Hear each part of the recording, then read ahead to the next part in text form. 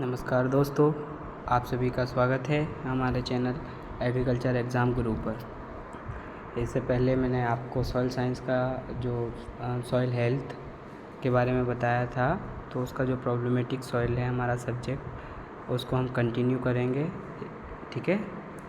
और स्टार्ट करने से पहले आप सभी से रिक्वेस्ट है कि हमारे चैनल को लाइक करें, शेयर करें और सब्सक्राइब करना ना भूलें। चलिए, तो आज हमारा टॉपिक है problematic soils and there management.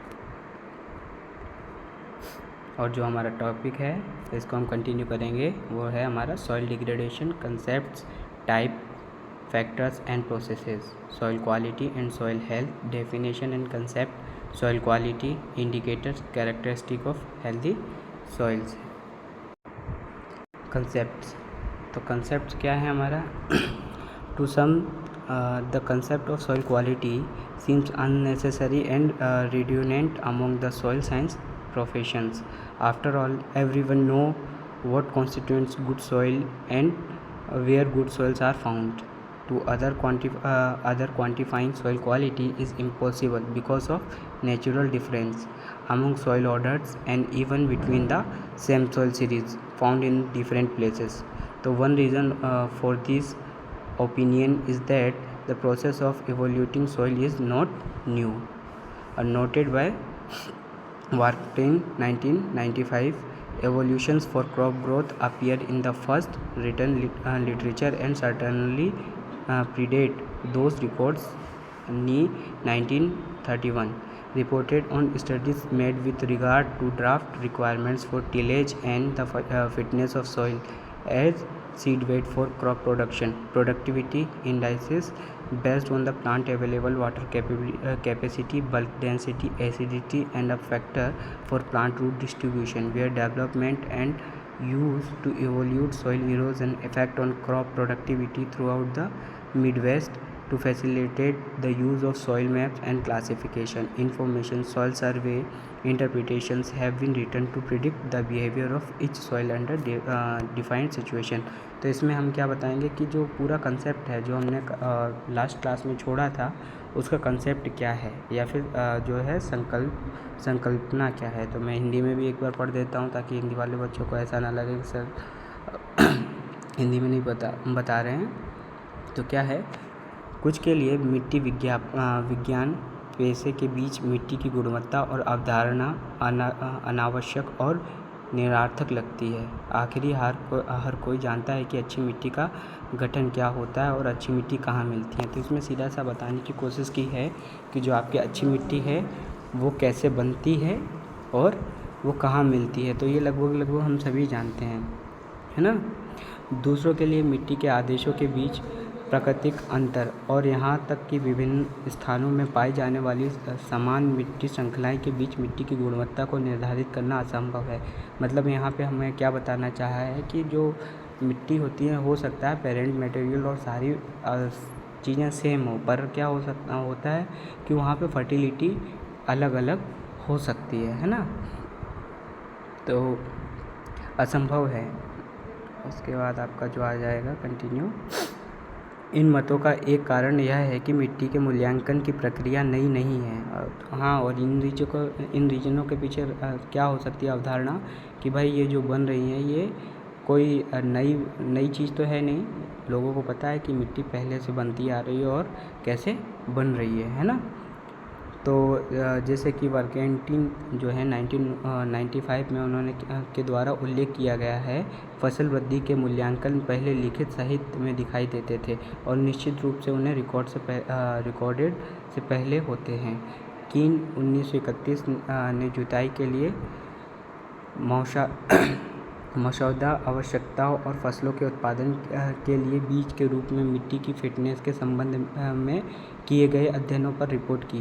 संयंत्र उपलब्ध जल क्षमता, थोक घनत्व, अम्लता और षड्यंत्र जड़ वितरण के लिए एक कारक के आधार पर उपदाक्ता सूचांक विकसित किए गए थे। मतलब यहाँ पे क्या बताने की कोशिश की गई कि अगर हेल्दी मिट्टी है या मिट्टी फिट है, तो हम जो फिटनेस की बात करते हैं उसकी हेल्थ की बात कर रहे हैं, ठीक है। तो क्या है कि जो उसकी फ़िटनेस है, फ़िटनेस कितनी है, अगर अच्छी फ़िटनेस होगी तो उसी के हिसाब से हम बीज को डालेंगे। और फिर अगर हमको अच्छी क्रॉप चाहिए तो क्रॉप के लिए क्या बीज का अच्छा होना आवश्यक है, मिट्टी का अच्छा होना आवश्यक है। अब मिट्टी के अगर हम कुछ कारकों को देख लेते हैं, जैसे कि उसकी घनत्व क्षमता कितनी है, वाटर होल्डिंग जल क्षमता कितनी है, पानी को कितनी देर तक वो टिका सकता है ना, वाटर होल्डिंग कैपेसिटी, या फिर उसमें एसिडिटी या एल्कलिनिटी, सैलिनिटी। तो ये सारे के सारे फैक्टर क्या करते हैं, कहीं ना कहीं मिट्टी को अफेक्ट करते हैं और जर्मिनेशन को इफ़ेक्ट करेंगे। तो इसलिए हमें इन चीज़ों पे ध्यान देना अति आवश्यक है ना। Why do we need soil quality concept. तो हमें भाई इसमें पूछा गया है कि क्यों हमें सॉइल क्वालिटी कंसेप्ट की ज़रूरत क्यों पड़ी, सॉइल की क्वालिटी अच्छी होना क्यों चाहिए। तो है to address the problem of non-agricultural areas of soil, example mine land restoration, urban uses and disposal of urban waste, soil contamination and pollutant by industrial activity। ठीक है, पहला क्या है, टू एड्रेस द प्रॉब्लम। मैं चलो इसको हिंदी के साथ में समझाऊंगा आपको। दूसरा क्या है, to develop appropriate indicator of soil quality in related to specific soil functions. Example है आपका agricultural, urban, industrial, recreational, aesthetic, environmental and waste disposal. तो हम हिंदी में हैं, हमें मिट्टी की गुणवत्ता की अवधारणा की आवश्यकता क्यों पड़ी। तो मिट्टी के गैर कृषि क्षेत्रों की समस्याओं को दूर करने के लिए, उदाहरण औद्योगिकी गतिविधियों द्वारा शहरी भूमि की बहाली, शहरी उपयोग और शहरी कचरे का निपटान, मिट्टी संदूषण और प्रदूषण। मतलब यहाँ पे क्या बताने की कोशिश की है कि जैसे जो एरिया है, अब हमें पता है अगर लैंड ख़राब है तो जो एरिया है जहाँ पे खेती नहीं होती या बंजर भूमि है, तो उस एरिया में हम क्या कर सकते हैं, दूसरे चीज़ों को, औद्योगिक गतिविधियाँ हो रही होंगी, इन चीज़ों को हम वहाँ पे इकट्ठा कर सकते हैं, है ना। तो वो वेस्ट लैंड को वेस्ट की तरह यूज़ किया जाए तो ज़्यादा बेटर है। ठीक है, तो हाँ वेस्ट लैंड है, अब वहाँ पे आप जैसे मान लीजिए आपका गार्बेज निकल रहा है तो वो आप वहाँ पे डंप कर सकते हैं। और भी अगर आपकी प्रॉब्लमेटिक है, इंडस्ट्री आप उसे एक जगह पे डाल सकते हैं, रहना सहना उस जगह पे शुरू कर सकते हैं। तो उससे क्या होगा कि हमारी जो फर्टाइल लैंड है वो फर्टाइल लैंड बची रहेगी। दूसरा क्या है, विशिष्ट मिट्टी समारोह, जैसे कि संबंधित मिट्टी की गुणवत्ता को उपयुक्त संकेत विकसित करना, कृषि, शहरी, औद्योगिकी, मनोरंजक, सौंदर्य, पर्यावरण और जो अपशिष्ट निपटान। तो मतलब यहाँ पे क्या बताने की कोशिश की है कि अगर हमको सही तरीका पता है तो हम उसको उस हिसाब से एडजस्ट कर सकते हैं, है ना, कि कौन सा एरिया किस एरिया में चाहिए, उस बेसिस पे हम उसको मतलब वहाँ पे हम संबंध में ये समझ लीजिए डायरेक्ट, अगर मैं डायरेक्टली बोलूँ कि कोई सा एरिया है जो वेस्ट पड़ा है, उसको हम सजाने के लिए लोगों के मन मोहित हो इस तरीके के कुछ पार्क्स बना सकते हैं अगर, या फिर वहाँ पे कचरा निपटान कर सकते हैं, इंडस्ट्री स्टेबलाइज कर सकते हैं। तो ये है सॉइल क्वालिटी से लेके। अगर जब बात आती है हमारी सॉइल हेल्थ पे, तो soil quality indicator in soil health assessment. तो क्या होता है, जो सॉइल की क्वालिटी इंडिकेटर होते हैं वो हेल्थ में असेसमेंट का काम करते हैं। जैसे कि for example soil quality indicator to evaluate how well soil functions, since soil functions often cannot be directly measured. तो measuring soil quality is an exercise in identifying soil properties that are responsive to management, affect or correlate with environmental outcomes and are capable of being precisely measured within certain technical and economic constraints. Soil quality indicators may be qualitative, example drainage is fast, or quantitatively infiltration 2.5 inch per hectare हो। ठीक है, हिंदी में अगर देखते हैं तो मृदा स्वास्थ्य मूल्यांकन में मृदा गुणवत्ता के संकेत क्या है, मिट्टी के कार्य के बाद से मिट्टी कितनी अच्छी तरह काम करती है, इसका मूल्यांकन करने के लिए मिट्टी की गुणवत्ता के सांकेतिक और अक्सर सीधे मापा नहीं जा सकता है। तो मिट्टी की गुणवत्ता को मापना मिट्टी के गुणों की पहचान करने में एक अभ्यास है जो पर्यावरणीय परिणामों के साथ प्रबंध प्रभाव या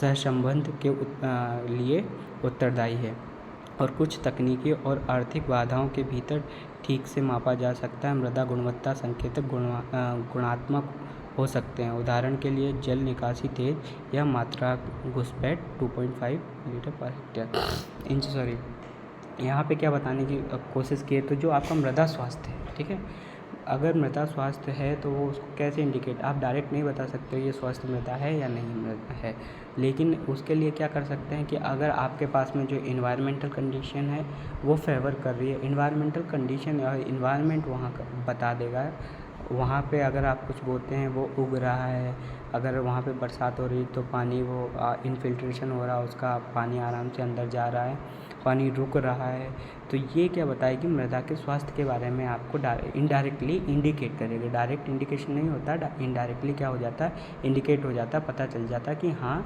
ये मृदा हमारे लायक है या ये मृदा उर्वरक क्षमता है इस मृदा में, फर्टाइल है, ठीक है। फिर अगला आता है आपका ideal indicator should. Ideal indicator क्या, आदर्श संकेतक क्या होने चाहिए, देखिए तो अगर आइडियल की बात करें तो correlate well with ecosystem process. Second आपका आ जाएगा integrated soil physical chemical and biological properties and processes.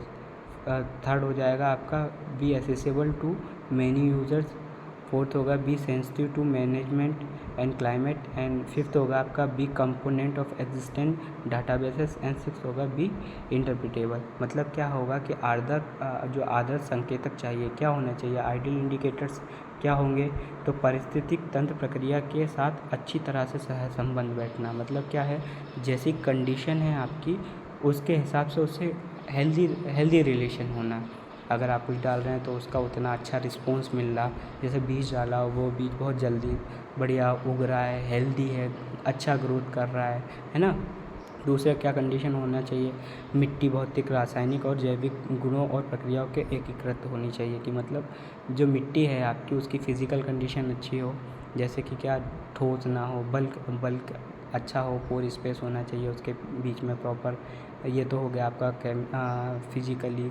अगर रासायनिकली देखा जाए तो वहाँ पे केमिकल्स न्यूट्रलिटी हो, पीएच है ना तो क्षार हो ना अम्ल हो। तीसरी चीज़ अगर आप देख लेते हैं कि जो बायोलॉजिकल एक्टिविटी, वहाँ पे माइक्रो ऑर्गेनिज्म होने चाहिए जो क्या करें कि अगर कोई एक्स्ट्रा ऑर्गेनिक मैटर डाला जा रहा है तो उसको वो क्या कर सकते हैं, बढ़िया से डिग्रेड कर दें और वहाँ पे ऑर्गेनिक मैटर को डिकम्पोज करने का काम करें, ठीक है। तो ये सारी प्रोसेसेस एक दूसरे से इंटीग्रेटेड जुड़ी होनी चाहिए, एक के बाद एक काम करें, तो वो इस तरीके की सॉइल होगी तो बहुत अच्छी सॉइल हो जाएगी। तीसरा पॉइंट अगर आपको देखा, कई उपयोगकर्ता के लिए सुलभ रहे। मतलब अगर यहाँ पे क्या कि कोई जो भी यूज़ कर रहा है उसको, तो उसके लिए आसानी होनी चाहिए। ऐसा नहीं है कि टफ़ हो रही है, कॉम्पैक्ट है, अब उसको खोदने में दिक्कत हो रही है, जुताई नहीं कर पा रहा है, मान लीजिए कॉम्पैक्ट नहीं भी है, कंकड़ पत्थर हैं, तो वो मिट्टी अच्छी नहीं होगी। तो अगर आप आदर्श मानते हैं, किसी को आइडियल मानते हैं, जैसे कि आप होता है ना कि मैं पिताजी को आइडियल मानता हूँ, तो मतलब वो इतने सुलभ, इतने फ्रिक्वेंट होने चाहिए कि आप उनको फॉलो कर रहे हो तो आपके अंदर आप उनकी सारी अच्छाइयों को गेन करने की कोशिश करें, ठीक है।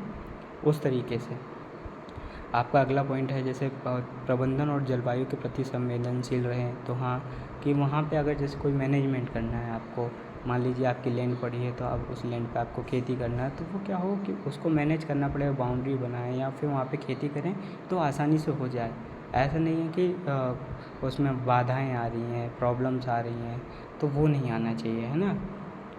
तो और जो वहाँ का इन्वायरमेंट है उसके बेसिस पे वो सपोर्टिव होने चाहिए। अब मान लीजिए इन्वायरमेंट है शुष्क और वहाँ पे कंडीशन पड़ रही है, पानी ज़्यादा भर रहा है, तो वो कंडीशन सही नहीं रहेगी, ठीक है। तो हमें अच्छी कंडीशन होनी चाहिए और जो मौजूदा आपका डाटाबेस है वो प्रॉपर होना चाहिए, और अगर आप उसकी बात करें तो वो व्याख्या करने लायक होनी चाहिए, ठीक है। कि कोई सी भी बात बताएं तो उसका डिस्क्रिप्शन दें तो उसकी अच्छाइयाँ बुराइयाँ सब गिना सकें, और अच्छाइयाँ मैक्सिमम अच्छाइयाँ हों, तो उस तरीके की सॉइल बहुत अच्छी सॉइल होती है, ठीक है। फिर आगे हम जाते हैं, there are 3 main categories of soil indicators. तो सॉइल इंडिकेटर जो होता है कि इंडिकेट करता है मृदा के बारे में कि कैसी कंडीशन है मृदा की, तो वो कौन इंडिकेट करता है, उसके मेन 3 रीजन होते हैं। कौन कौन है, केमिकल है ऐसा, ठीक है, कौन सी कैटेगरी है, केमिकल है, दूसरी है फिजिकल और तीसरी है बायोलॉजिकल। तो typical soil test only look at chemical indicator, और जो टिपिकल सॉइल की अगर हम बात करेंगे, सॉइल टेस्ट की बात करेंगे तो हम ज़्यादातर केमिकल इंडिकेटर्स पे ही डिपेंड होते हैं, ठीक है। soil quality attempts to integrate all three type of indicator. The categories do not neatly align with the various soil functions, so integration is necessary. The table below show the relationship between the indicator type of and soil functions. तो जैसे देखिए आपका indicator category दे रखी है, इधर related soil functions दे रखे हैं। तो क्या है, केमिकल है, ठीक है। तो केमिकल क्या होगा, न्यूट्रिएंट साइकिलिंग प्रॉपर होनी चाहिए, वाटर रिलेशनशिप अच्छा होना चाहिए, बफरिंग कैपेसिटी उसकी अच्छी होनी चाहिए, है ना। और फिज़िकल की अगर हम बात करते हो तो फिज़िकल की में स्टेबिलिटी अच्छी होनी चाहिए, सपोर्ट अच्छा मिलना चाहिए, वाटर का रिलेशन अच्छा होना चाहिए, एंड हैबिटेट वहाँ पे रहने लायक या व्यवस्था होनी चाहिए, ठीक है। और फिर बायोलॉजिकल अगर हम बात करते हैं तो बायोडाइवर्सिटी वहाँ पे प्रॉपर होना चाहिए, न्यूट्रिएंट साइकिल प्रॉपर होना चाहिए, एंड फिल्टरिंग होना चाहिए। तो ये क्या है, ये फंक्शन है ये, और ये एक दूसरे में भी आपस में इंटरकनेक्ट होते हैं, ठीक है। तो एक दूसरे पे डिपेंडेंसी होती है इनकी। भाई आपको हिंदी में बता दिया गया है कि मिट्टी के संकेतक के 3 मुख्य श्रेणियां हैं, कौन कौन सी, रासायनिक, भौतिक और जैविक। तो विशिष्ट मिट्टी परीक्षण केवल रासायनिक संकेतों को दिखाते हैं। हाँ, जैसे हम लैब्स में लेके आ जाते हैं ना हमारी मिट्टी, तो उसको सिर्फ वो उसके न्यूट्रिएंट साइकिल, न्यूट्रिएंट्स के बारे में हम जानकारी ज़्यादा से ज़्यादा ले सकते हैं। आजकल हम फिजिकल और केमिकल भी करने लगे हैं, तो कर सकते हैं, पर ज़्यादातर मुख्य ध्यान दिया जाता है उसके केमिकल प्रॉपर्टीज़ पे, है ना। ये सारा मैंने आपको समझा दिया है। आगे हम लोग चलते हैं इसमें।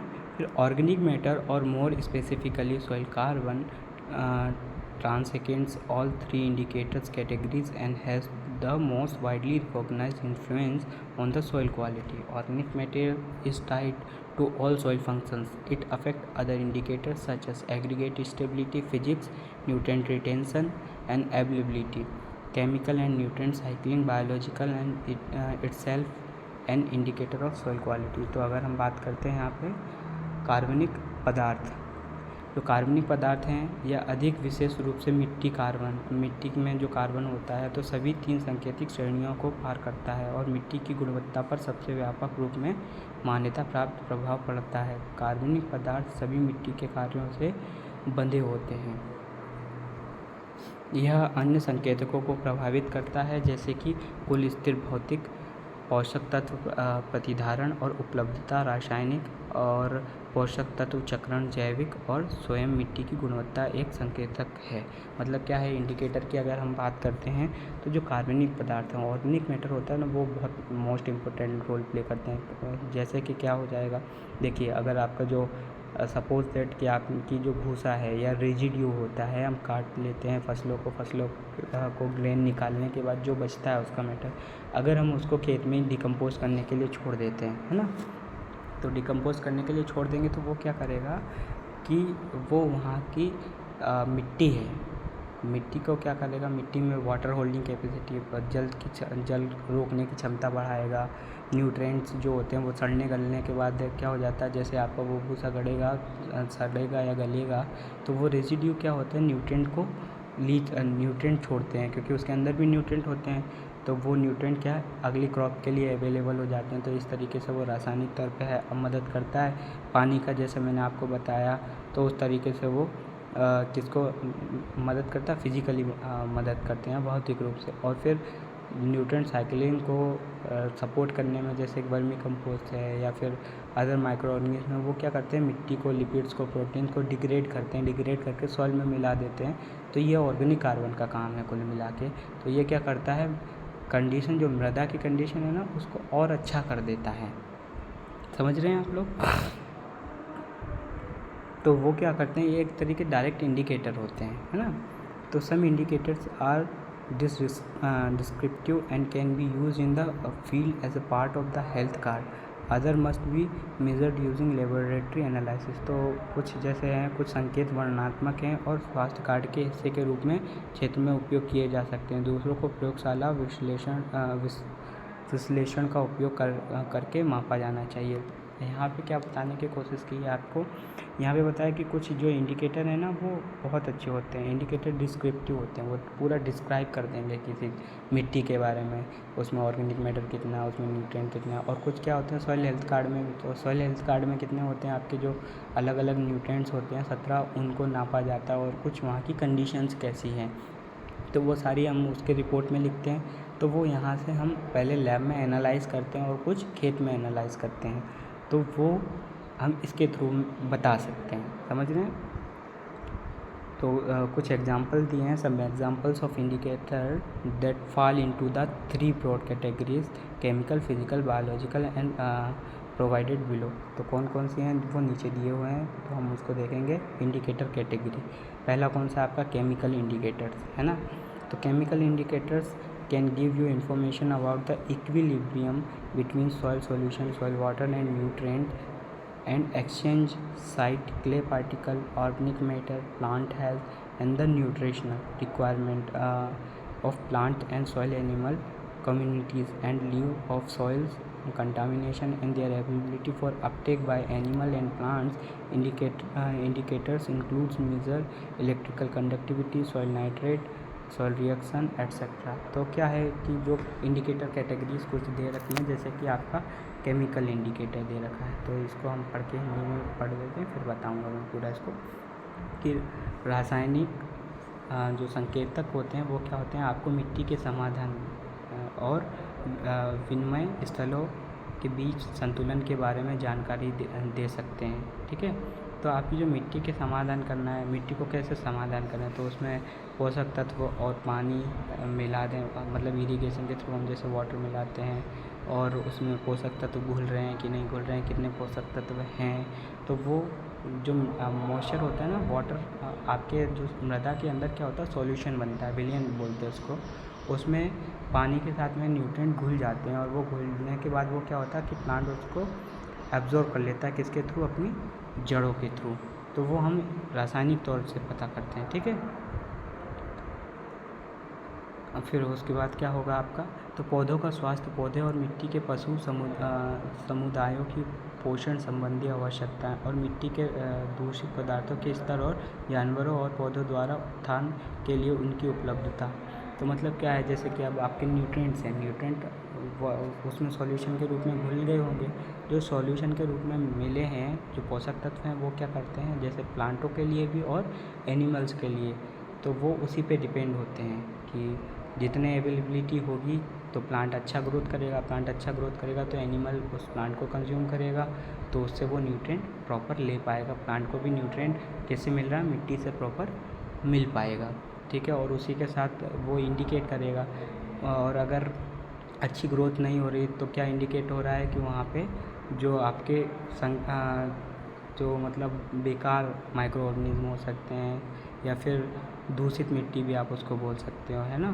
तो उस तरीके की ख़राब चीज़ें होंगी तो वो भी वहीं से आपको पता चलेंगी। और हम इसका कैसे पता कर सकते हैं कि मृदा के बारे में केमिकली, तो इसी इलेक्ट्रिकल कंडक्टिविटी, आप उसकी विद्युत चालकता देख सकते हैं, माप सकते हैं। और क्या मापा जाता है, मृदा का नाइट्रोजन मापा जाता है, मृदा में ऑर्गेनिक कार्बन मापा जाता है, मृदा में सॉइल पीएच मापा जाता है। तो ये सारी चीज़ें आप मापेंगे। ठीक है, नेक्स्ट है आपका फिज़िकल इंडिकेटर्स। तो फिज़िकल इंडिकेटर्स क्या होते हैं, जो ऊपरी भौतिक रूप से दिखाई दें, जैसे कि provided information about soil hydrological characteristics such as water entry and retention that influence availability to plant. Some indicators are related to nutrient availability by their influence or on rooting volume and aeration status. Others measure tells us about erosional status. Indicators include measures of भौतिक संकेतक मिट्टी के hydrological विशेषताओं के बारे में जानकारी प्रदान करते हैं। इसमें क्या होता है, आपकी हाइड्रोलॉजिकल, जैसे जो वाटर है, बरसात होने के बाद जो पानी आपकी मृदा में गया, तो उसका क्या क्या पूरा कंडीशन है, इरिगेशन के कारण जो पानी गया, तो मिट्टी के अंदर जो पानी जा रहा है वो कितनी देर रुक रहा है ना, कितने में फैल रहा है, कितनी स्पीड से नीचे जा रहा है, कितने टाइम तक रुक रहा है। तो ये सारी की चीज़ें इसके अंदर आप हाइड्रोलॉजिकल के अंदर आती हैं। तो वो किसी भौतिक आपको फिज़िकली दिख जाएगा, भौतिक रूप से आपको ये चीज़ें दिखेंगी, महसूस होंगी। ठीक है, और कुछ संकेत रूटिंग, वॉल्यूम और वातन स्थिति पर उनके प्रभाव में पोषक जो आपके पोषक तत्वों की उपलब्धता से संबंधित हैं। अन्य उपाय हमें क्षरण की स्थिति के बारे में बताते हैं। तो क्या बताने की कोशिश की है यहाँ पे वो बता रहे हैं कि जैसे कुछ चीज़ें तो आपको बता देते हैं। अब जैसे वाटर जितना रुकेगा उसमें सॉल्यूशन बनेगा, और जितना सॉल्यूशन बनेगा उसमें पोषक तत्व कितने हैं, तो वो उसके मदद करेगा, आपको इंडिकेट कर देगा कि हाँ, दिखाएगा कि भाई देखो इतने न्यूट्रिएंट्स हैं इसमें। और अगर नहीं है तो उसकी क्षरण क्षमता है, अब घुल के नीचे जा रहे हैं, लीचिंग हो रही है, नुकसान हो रहा है, वो कितना हो रहा है वो भी आप इससे इंडिकेट हो जाता है। आपका पानी की स्पीड से, पानी के इनफिल्ट्रेशन से, हाइड्रोलॉजिकल जो प्रोसेस होगी उससे। फिर आता है आपका इसी के अंदर एग्रीगेट स्टेबिलिटी। भौतिक रूप से जब देखे जाते हैं तो ये कुछ पॉइंट्स होते हैं। एग्रीगेट स्टेबिलिटी है ना, तो समग्र स्थिरता। दूसरी होती है अवेलेबल वाटर कैपेसिटी, कि पानी कितना अवेलेबल होता है पौधों के लिए, उस पानी को हम क्या बोलेंगे, अवेलेबल वाटर कैपेसिटी। तो उपलब्ध जल क्षमता। तीसरा होगा बल्क डेंसिटी, तो आपका थोक घनत्व कितना है उस मिट्टी का। चौथा होगा आपका इनफिल्ट्रेशन, तो जो आपकी जो मिट्टी है उसमें घुसपैठ कितनी हो रही है, या पानी कितना फ़िल्टर हो पा रहा है ना। फ़िल्टर होना क्या, कि ऊपर से एक परत से नीचे दूसरी परत में पहुंचना। फिर तीसरा आपका आएगा स्लैकिंग, है ना, आपका पांचवा होगा स्लैकिंग। छठवा होगा आपका सॉइल क्रस्ट, तो मिट्टी के ऊपर पपड़ी कैसी पड़ रही है ना। सातवां सॉइल क्रस्ट एंड मैक्रोस्पोर्स, तो मिट्टी की संरचना और मैक्रोपोर्स। तो आपका सातवां, इससे ये पता चल जाएगा कि उसके अंदर मैक्रोपोर, माइक्रो और मैक्रो, छोटे और बड़े छिद्र जो होते हैं वो पोर्स के बारे में पता चलेगा, कि उसके अंदर कितने वो छिद्र हैं, और जितने बड़े छिद्र होंगे उतना जल्दी पानी अंदर जाएगा, उतना ही जल्दी क्या हो जाएगा, वेपराइज होकर उड़ जाएगा। ठीक है, तो माइक्रो जितने होंगे वो ज़्यादा बेटर होते हैं। ठीक है, अब हमारी बात आती है बायोलॉजिकल इंडिकेटर की। तो biological indicator can tell us about the organism that form the soil food web that are responsible for decomposition of organic matter and nutrient cycling. तो हमें इसमें क्या बता रहे, जो बायोलॉजिकल इंडिकेटर हैं आपके, तो बायोलॉजिकल इंडिकेटर आपको यहाँ पर ये क्लियर बता रहे हैं कि यहाँ पे जो आपके माइक्रो ऑर्गेनिज्म हैं वो क्या काम करते हैं। मैंने जैसे पहले अर्ली बताया कि डिकम्पोज करने का काम करते हैं। तो जितना भी आपका ऑर्गेनिक मैटर होगा, ऑर्गेनिक कार्बन होगा, उसको क्या कर देंगे, सड़ा देंगे, गला देंगे, है ना, और न्यूट्रिएंट की साइक्लिंग में पार्टिसिपेट कर देंगे। वो किसको अवेलेबल करवा देंगे, सड़ाने गलाने के बाद मिट्टी में। और जब वो मिट्टी में मिल जाएंगे तो वो किसको अवेलेबल हो जाएंगे, आने वाली क्रॉप को, प्लांट्स को। ठीक है, इन्फॉर्मेशन। फिर information about the numbers of organism, both individual and species that perform similar jobs or niches can indicate soil ability to functions or bounce back after disturbance, resistance and resilience।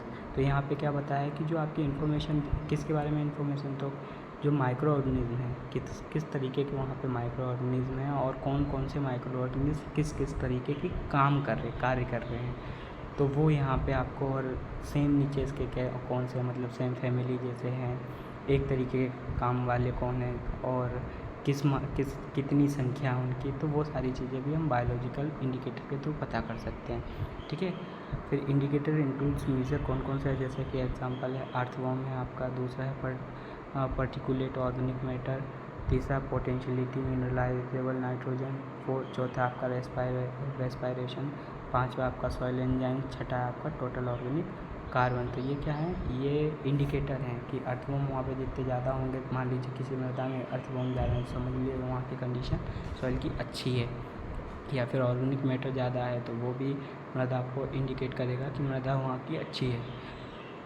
और फिर potentiality की अगर हम बात करते हैं कि वो क्षमता कि कितना वो प्रोवाइड कर सकते हैं, जैसे आपके खनिज लवण हैं तो उन, या सॉल्ट्स हैं या पोषक तत्व हैं, वो कितने ज़्यादा प्रोवाइड करने की क्षमता है मृदा के पास में। ये माइक्रो ऑर्गेनिज्म क्या कर रहे हैं, उसको प्रोवाइड करने में, प्लांट को प्रोवाइड करवाने में मदद करवा रहे हैं, समझ रहे हैं। चौथा है रेस्पायरेशन, कितना कर रहे हैं, रेस्पायरेशन करेंगे, कार्बन डाइऑक्साइड को लेंगे, है ना, तो ये इनकी प्रोसेस हो जाएगी। फिर हम चलते हैं आगे। तो जैविक संकेत मैं पढ़ देता हूँ, आपको समझा तो दिया ही है मैंने। हमें उन जीवों के बारे में बता सकते हैं जो मिट्टी की खाद जाल का निर्माण करते हैं, जो कार्बनिक पदार्थों और पोषक तत्वों के चक्रण के अपघटक के लिए जिम्मेदार हैं। जीवों की संख्या दोनों व्यक्तियों और प्रजातियों के बारे में जानकारी जो समान काम कर रहे हैं या निश्चित करते हैं। गड़बड़ी, प्रतिरोध और लचीलापन के बाद मिट्टी के कार्य करने या वापस उछलने की क्षमता का संकेतक दे सकते हैं। संकेतकों में निम्नलिखित उपयोग शामिल होना चाहिए, जैसे कि केचुआ है, पार्टिकुलेट कार्बनिक पदार्थ है, संभावित खनिज योग, नाइट्रोजन श्वसन, बदा एंजाइम्स, कुल कार्बनिक कार्बन। ठीक है, तो ये सारे पॉइंट्स होने चाहिए। मतलब क्या बताने की कोशिश की है यहाँ पर, जैविक कंडीशन उसकी अच्छी होगी मृदा की। अब आते हैं हम कैरेक्टरिस्टिक ऑफ हेल्दी सॉइल। तो कैरेक्टरिस्टिक्स ऑफ हेल्दी सॉइल क्या होता है, तो गुड सॉइल टिल्थ, ठीक है ना, क्या होना चाहिए, जो गुड सॉइल टिल्थ होनी चाहिए, sufficient supply but not excess of nutrients, small pollution of plants pathogen and insect pest. Fourth होगा आपका large population of beneficial organism. पांचवा होगा आपका large population of beneficial organism, शायद ये सेम हो गया बेटा, है ना। सिक्स्थ होगा लो वीट प्रेशर। तो स्वस्थ मिट्टी के लक्षण, तो स्वस्थ मिट्टी के लक्षण कैसे होने चाहिए कि आप अब जब इतना सब कुछ पढ़ लिया है तो आप कहोगे कि स्वस्थ मिट्टी होती क्या है। अगर आपसे पूछा जाए हेल्दी सॉइल क्या होती है, तो वो क्या होनी चाहिए कि अच्छी मिट्टी का झुकाव, है ना, अच्छी मिट्टी का झुकाव होना चाहिए। और दूसरा क्या होना चाहिए, पर्याप्त आपूर्ति लेकिन पोषक तत्वों की अधिकता नहीं होनी चाहिए। ठीक। तीसरा आपको पौधे के रोगजनकों और कीटकों का छोटा प्रदूषण, लाभकारी जो होगा आपका ऑर्गेनिज्म की बड़ी आबादी, ऑर्गेनिज्म होगा यहाँ पे मिस्टेक हुआ है, लाभकारी जीवों की बड़ी आबादी और कम खरपतवार का दबाव। तो मैं यहाँ पे आपको डायरेक्टली समझाता हूँ क्या होना चाहिए। अगर कोई हेल्दी सॉइल है तो हेल्दी सॉइल में क्या होना चाहिए, गुड सॉइल टिल्थ होना चाहिए। कि मतलब जैसे हम जुताई कर रहे हैं तो वहाँ पे टिल्थ प्रॉपर हो जाने चाहिए, प्रॉपर अच्छे से जुताई हो जाए, आसानी से जुताई हो जाए। दूसरा है जैसे sufficient supply but not excess of nutrient, कि हाँ अगर जैसे नाइट्रोजन, फॉस्फोरस जो आपके न्यूट्रिएंट्स हैं, पोषक तत्व हैं, उनकी मात्रा होनी चाहिए, लेकिन ऐसा भी नहीं होना चाहिए कि अधिक हो जाए, एक्सेस नहीं होनी चाहिए। जितना ज़रूरत है उतनी मिल जाए, है ना। जब एक्सेस मिलता है तो क्या करता है, वो प्लांट को ख़राब कर देता है, टॉक्सिक होने के चांसेस हो जाते हैं। उसको हम एक टर्म दी जाती है एग्रोनॉमी में, लग्जरी कंजप्शन बोलते हैं, जब एक्सेस न्यूट्रिएंट को कोई गेन करते हैं प्लांट, है ना। तो पौधा क्या करे, जितना चाहिए बस उतना ही ले। तीसरा small population of plant pathogen की अगर बात आ जाती है, इंसेक्ट पेस्ट, तो आपका जो प्लांट पॉपुलेशन है वो कैसी होनी चाहिए, इंसेक्ट पेस्ट हैं। अब इंसेक्ट पेस्ट क्या करते हैं, आपकी क्रॉप को ख़त्म करते हैं, तो वो कम मात्रा में होने चाहिए सॉइल में, ठीक है ना। इंसेक्ट पेस्ट कम होना चाहिए, जबकि अच्छे जो पैथोजन होते हैं वो उसके जो अच्छे ऑर्गेनिज्म होते हैं, सॉरी पैथोजन नहीं, पैथोजन का मतलब ही ये होता है कि जो हार्मफुल हों, नुकसान पहुंचाएं, जबकि अच्छे पैथोजन ज़्यादा मात्रा में होने चाहिए, है ना। फोर्थ जो पॉइंट है large population of beneficial organism, और थर्ड वाला है कि वो कम less population of plant pathogen. फिर अगला आपका जो पॉइंट है पॉपुलेशन ऑफ बेनिफिशियल ऑर्गेनिज्म ज़्यादा होने चाहिए, ठीक है, और लो वीट प्रेशर। तो आपके यहाँ पे ऐसा नहीं होना चाहिए कि वो वीट ज़्यादा हो, उस मिट्टी के अंदर वीट को ज़्यादा जनरेट करे। तो ये क्या हो जाएंगे, स्वस्थ मिट्टी के लक्षण होंगे। चलिए इसी के साथ हम फिर मिलेंगे अगले लेक्चर में। आपको कैसा लगा लेक्चर कमेंट में ज़रूर बताएं। धन्यवाद।